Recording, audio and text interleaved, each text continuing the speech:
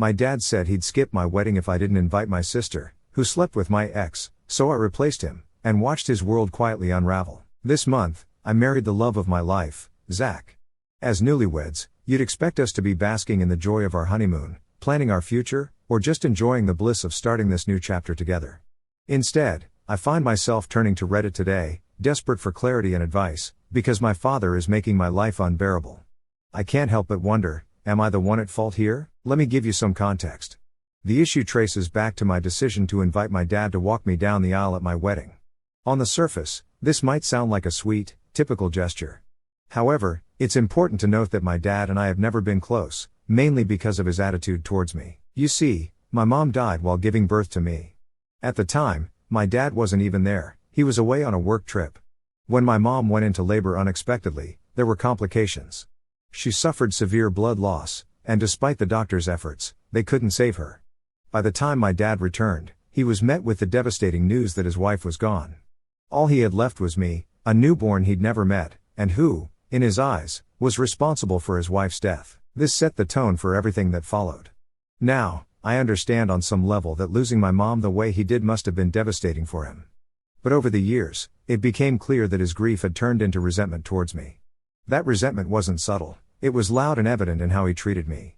I've often felt like I was carrying the weight of guilt for something I had no control over, simply because I was the baby who survived when my mom didn't. My older sister, Mary, who's 4 years older than me, once told me that during my early years, Dad wouldn't even look at me. She said he would tell everyone who would listen that I reminded him too much of Mom, and he didn't like that. Apparently, he hired a full-time nanny, and I was left pretty much the whole day with her. As a result, I spent my childhood feeling neglected and unwanted. This rejection was something I grew up feeling deeply, even if it was never directly spelled out to me. While other kids had a loving dad to rely on, mine treated me like I barely existed. On the other hand, Mary was always Dad's favorite. That's not just my perspective, it's a fact that both Mary and I have acknowledged over the years. My dad didn't even try to hide it. He lavished her with attention and care in ways I could only dream of. She was the golden child, the one who could do no wrong, while I was just there. I remember after I turned 10 or 11, I was assigned the role of the family helper. Dad would order me to do the household chores while Mary was exempt from lifting a finger.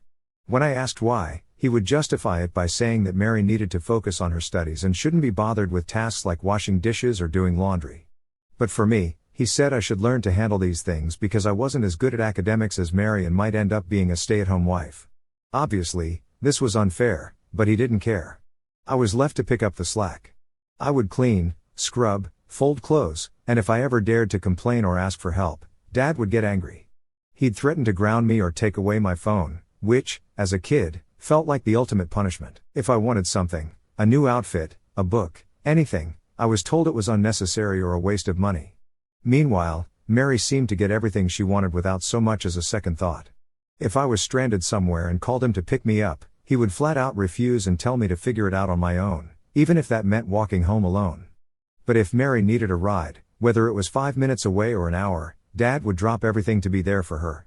There were no questions, no excuses, just unwavering dedication for her. The unfairness was maddening. Over time, Mary also started leveraging Dad's bias to make my life even harder. For instance, if something around the house broke, she would immediately blame me, knowing full well that no matter how much I denied it or explained what actually happened, Dad would side with her and punish me. Mary would use my love for arts and crafts as a way to belittle me. I've always been a creative person, finding joy in making things with my hands, but Mary would use this passion against me, mocking me to Dad, saying how girly and childish I was and how arts and crafts were just for losers. He would do nothing to defend me and would instead mock me alongside her. It hurt deeply because it was something that made me happy, and yet it became another reason for my family to treat me like I didn't measure up. On occasions whenever I disagreed with Dad or stood up for myself, Mary would swoop in to defend him, painting me as a disrespectful and difficult child. Once, during an argument, she even went as far as saying that Mom would have been ashamed to have given birth to someone like me. She added that she wished I had died instead of Mom, as I was making her and Dad's life miserable. That statement shattered me. Can you imagine what happens when you hear such things from your own sibling and father almost every other day? You learn to live in guilt and start keeping things to yourself. Because of all this, I learned to be extremely cautious around both Mary and Dad. I felt like I was walking on eggshells all the time, constantly on guard to avoid doing or saying anything that might trigger their criticism or punishment. I was tired of getting blamed for mom's death. I started counting down the years and days until I could leave for college, and when I finally got the chance, I didn't look back. I moved out and eventually got my own job so I could support myself. It felt like I finally had a taste of freedom, the ability to live life on my own terms without my dad and sister's constant shadow hanging over me. After I moved out, things with dad improved slightly, not because we became closer, but because we didn't see each other often anymore. The physical distance made it easier to avoid fights or tense encounters. Meanwhile, Mary, who never pursued a steady job, stayed with dad rent-free. Over the years, she would claim to everyone that this was her strategy to save money, when in reality, I knew she just liked being coddled and favored by my dad. He liked taking care of her, even though she was a full-grown adult who should have been taught to be more independent and responsible, and she gladly let him. Once, on Thanksgiving, Dad had invited me and my then-boyfriend to spend the holidays at his house. I wasn't thrilled about it, I wasn't close with them, but I agreed out of politeness. My boyfriend and I decided we would only stay for 3 nights and then spend the rest of the holiday with his family, where things were warmer and more welcoming. When Mary met my ex during the Thanksgiving visit, things took a turn for the worse. From the moment they were introduced, she was constantly flirting with him in ways that felt entirely inappropriate. She kept showering him with compliments, calling him handsome and gorgeous, while subtly putting me down by saying she never thought her ugly duckling of a sister would end up with someone like him. I was obviously offended, but I didn't want to start a fight with her in front of my then boyfriend. However, her behavior crossed the line when she began finding excuses to touch him, light brushes on his arm, leaning in too close, or playful taps on his shoulder. It wasn't just uncomfortable for me, it was incredibly disrespectful. This is when I tried to handle the situation maturely. I pulled her aside and politely asked her to tone it down, explaining that her actions might be making him uncomfortable. But Mary, true to form, brushed me off, saying I was overreacting and that I should stop bringing the evening down with my jealousy. She dismissed my concerns as if they were trivial, even laughing at me. After dinner, Dad went upstairs to his room, leaving me, Mary, and my ex to watch a movie together in the living room. What should have been a cozy, relaxing evening quickly turned into another uncomfortable situation. Throughout the movie, Mary kept finding reasons to play fight with my ex like a child, nudging him, teasing him, and leaning into his personal space. What made it even worse was that my ex seemed to be enjoying all the attention. While I wouldn't say he was openly reciprocating her flirtation, he certainly wasn't discouraging it either. Seeing them both, I felt completely sidelined, like I was a third wheel to my own boyfriend and sister. It was humiliating. At some point during the movie, I couldn't take it anymore. I was tired, emotionally and physically, and the weight of feeling disrespected in my own family's home was too much. I excused myself and went upstairs to get some sleep, leaving them alone to finish the movie. I thought my boyfriend would eventually join me in my room, but he never did. The next morning, I woke up early, and the house was eerily quiet. Something felt off immediately, especially since I noticed that my then boyfriend hadn't slept beside me at all throughout the night. Concerned and a little suspicious, I decided to go downstairs to check on him, thinking maybe he'd fallen asleep on the couch while watching the movie. But he wasn't there. A pit began to form in my stomach as I thought about where else he could be. Against my better judgment, I walked towards Mary's room, my heart pounding. I opened the door, and there they were, my worst fear playing out before my eyes. My ex and my sister were sleeping in bed together, half naked. On the floor beside them were 2 empty wine bottles and glasses. The sight made me feel sick to my core. My head spun with disbelief and anger as I realized that he had slept with my sister. Of all the people he could have cheated on me with, it was Mary, my sister, the one person who had already made my life miserable for as long as I could remember. I couldn't hold back my rage. I screamed, startling them awake. They both looked startled and panicked as I began angrily throwing pillows at them. My ex started stammering apologies, claiming over and over that it was a mistake and blaming the alcohol. He said they'd both been too drunk to know what they were doing, as if that was supposed to excuse their actions. His words only made me angrier. Drunkenness doesn't erase betrayal. What hurt even more was Mary's reaction. She never apologized. She didn't even seem embarrassed or regretful. Instead, she had the audacity to tell me to get out of her room so that she could get dressed. She yelled at me for invading her privacy, as if I was the one in the wrong for catching them in the act. Her complete lack of remorse, her arrogance, and her attempt to turn the situation around on me left me speechless. When I told my dad what had happened, I expected, at the very least, that he would share in my outrage or offer some kind of support. Initially, he seemed just as shocked and appalled as I was. For a brief moment, I thought he might actually stand by me. But then his tone shifted, and he told me in no uncertain terms that while he didn't support Mary's actions, He wasn't going to interfere because Mary and my ex were both adults, so they were allowed to do whatever it was that they wanted. He acted as if my sister sleeping with my then boyfriend was a mistake that could simply be swept under the rug rather than a monumental betrayal. What made it worse was how Dad tried to turn the blame back onto me.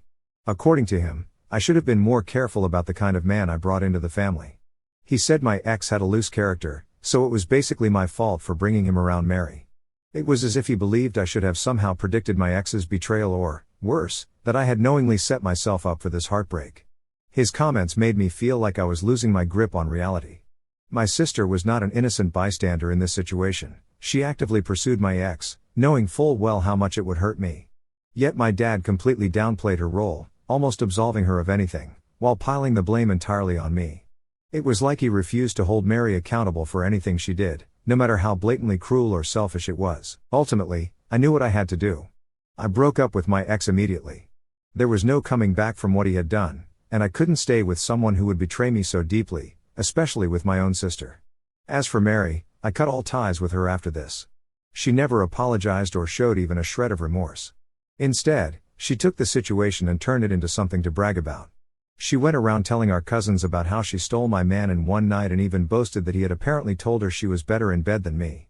It was vile and humiliating, and she said it all with pride, as if hurting me was some kind of twisted victory for her. My relationship with my dad also fractured. His refusal to hold Mary accountable and his decision to side with her, even indirectly, was the final straw. I went no contact with him. Dad would sometimes try to reach out to me to smooth things over, but I would refuse any communication. However, things then changed out of nowhere. Earlier this year, my dad had a major health scare. It was serious, and while the doctors were able to save him, the experience left him weak and in need of care. Despite all the pain and resentment I harbored, I was the one who stepped up to help him, not out of obligation, but because I knew I had the means and the heart to do it. I had already lost my mom, and despite everything, I didn't want to lose my dad too. I took on a lot of the responsibilities for his recovery. I paid for medical bills that his insurance didn't cover and hired a caretaker to ensure he was comfortable and recovering well at home.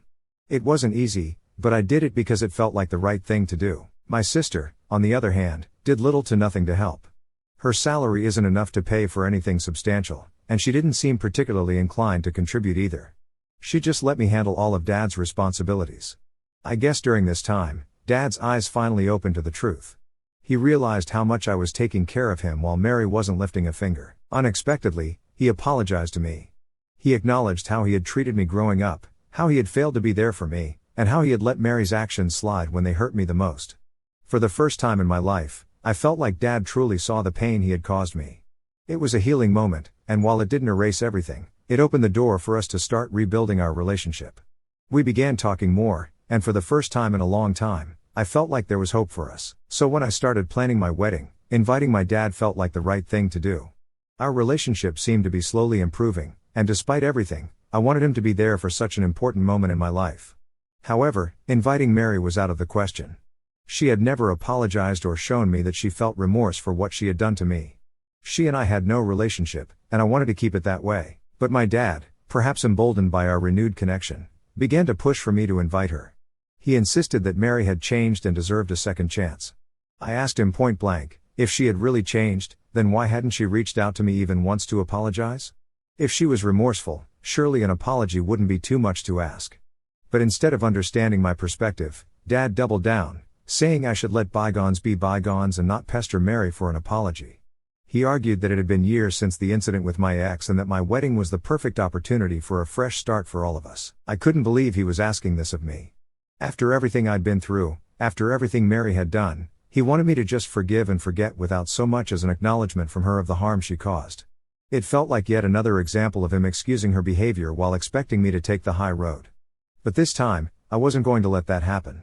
I put my foot down and told him no. If Mary wanted to make amends, the first step was an apology, and until that happened, she had no place in my life, much less at my wedding. This is when my dad flat out said that if Mary wasn't invited, he wouldn't be attending either, nor would he walk me down the aisle. He even tried to manipulate me by saying that their absence would cause people to gossip and that it would reflect poorly on me for not having them by my side on such an important occasion. I realized that this was yet another instance of him trying to control the situation and guilt-trip me into doing what he wanted. But I had made up my mind. I wasn't going to let him or anyone else manipulate me. So I disinvited him altogether. If he wasn't going to respect my boundaries, then he didn't deserve to be part of my special day. Instead, I turned to my paternal grandfather and asked him to walk me down the aisle. When I told Grandpa about the situation, he immediately agreed. He was honored to take on the role and didn't hesitate to express his disappointment in my dad's behavior. Grandpa, like many others in our family, knew about my dad's favoritism and how he'd blamed me for my mother's death all my life.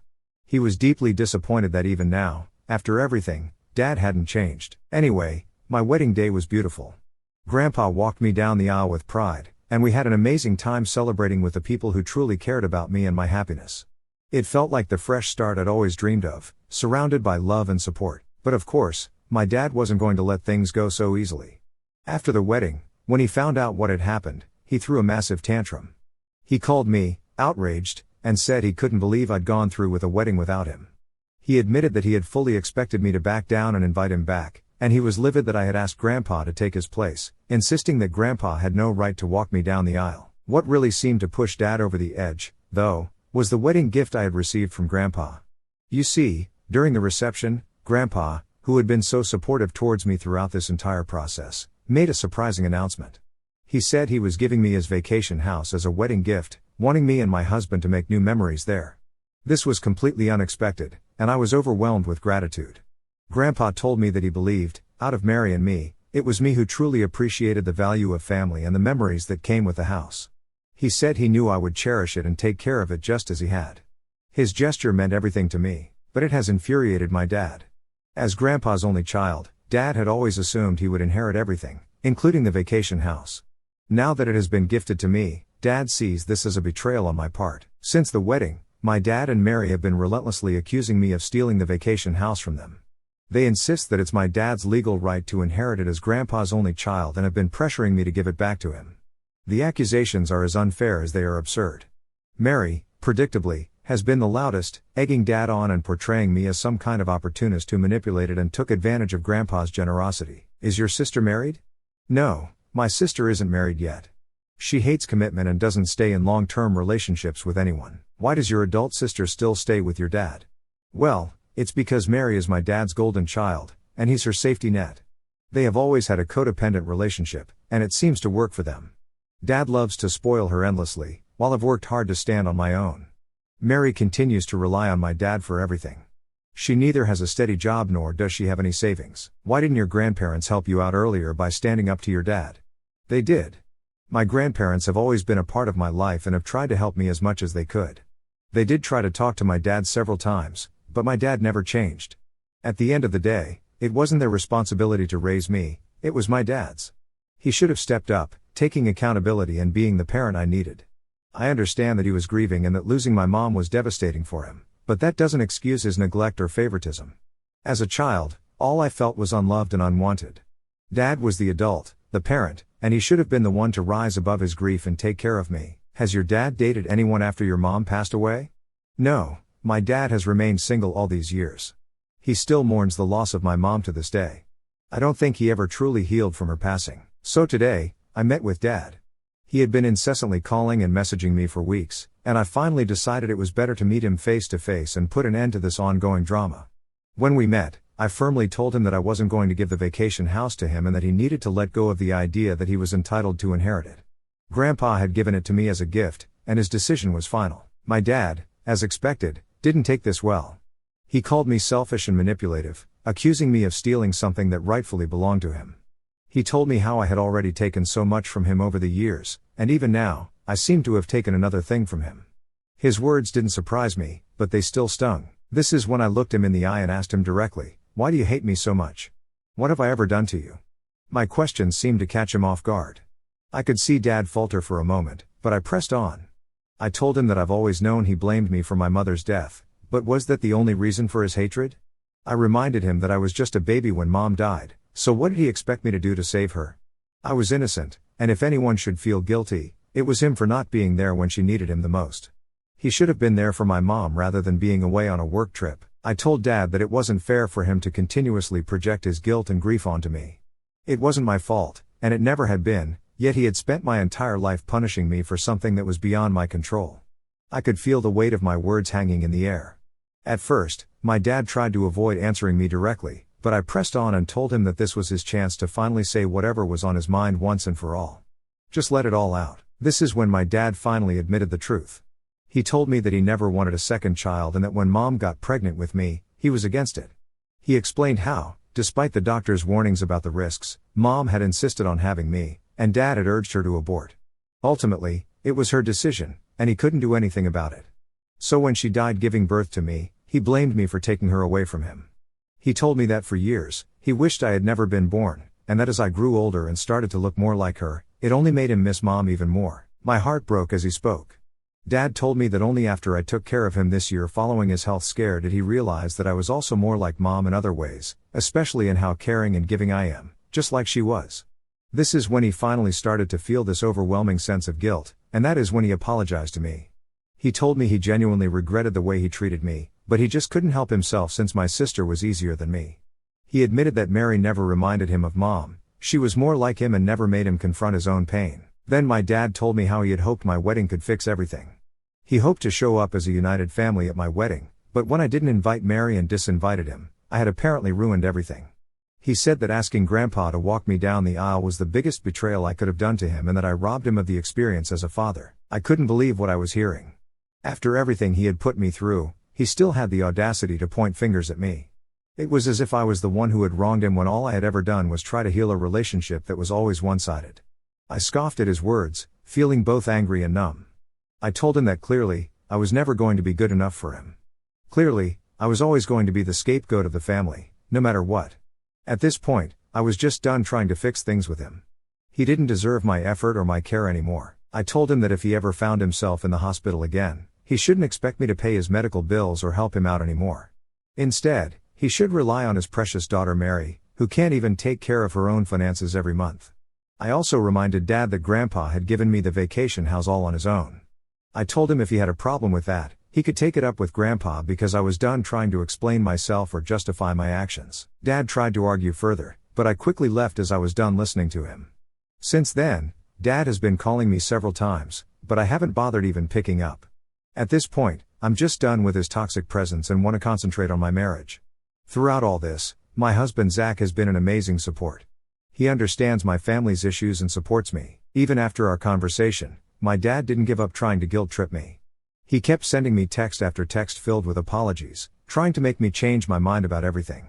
He apologized for the way he treated me and for the things he said, hoping I might soften and reconsider my decision to cut him off. He told me that he would really need me by his side whenever he was sick in the future since I was the only one he could trust enough to take care of him. But no matter how many times I read his messages, they didn't change anything. His words felt empty, too little, too late. His apologies were just another attempt to regain control, and I wasn't buying it anymore. Meanwhile, Mary sent me a long, angry message blaming me for everything. She told me how it was unfair of me to threaten to cut off Dad and that he had already suffered a lot because of me. She also told me that because of me, she had to grow up without a mother. According to her, I am a curse in everyone's life, and it's my fault that our family is broken. She even went as far as to claim that I had stolen the vacation house from Dad and that I would get my karma. I didn't waste my time replying to her and just blocked her. She can cry and scream all she wants, but the vacation house is mine, and there's nothing she can do about it.